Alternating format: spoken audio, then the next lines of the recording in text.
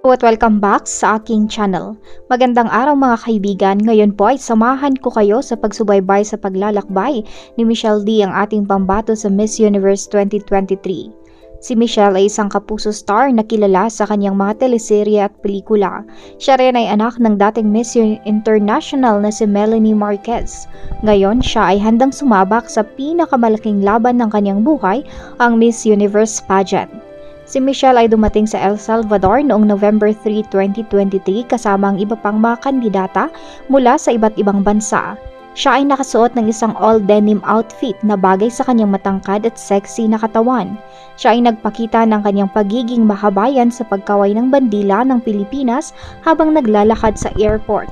Siya ay nakangiti at masaya sa kanyang pagdating sa bansang mag-host ng Miss Universe pageant. Ang El Salvador ay isang bansa sa Central America na kilala sa kanyang mga magagandang tanawin, kultura at kasaysayan. Ito ay ang pinakamaliit na bansa sa rehiyon, ngunit mayaman sa likas na yaman at sining.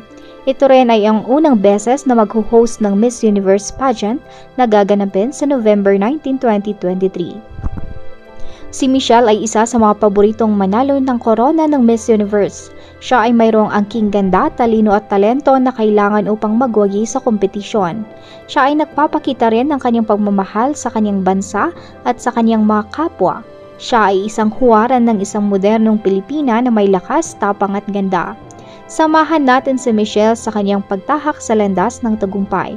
Suportahan natin siya sa kanyang mga laban, mga aktibidad at mga pasarela. Ipagnasal natin siya sa kanyang mga laban lalo na sa Grand Coronation Night. Ipagmalaki natin siya bilang isang tunay na kapuso at isang tunay na Pilipina. Si Michelle D, ang ating Miss Universe Philippines 2023. Maraming salamat po sa inyong panunood. Hanggang sa muli mga kaibigan.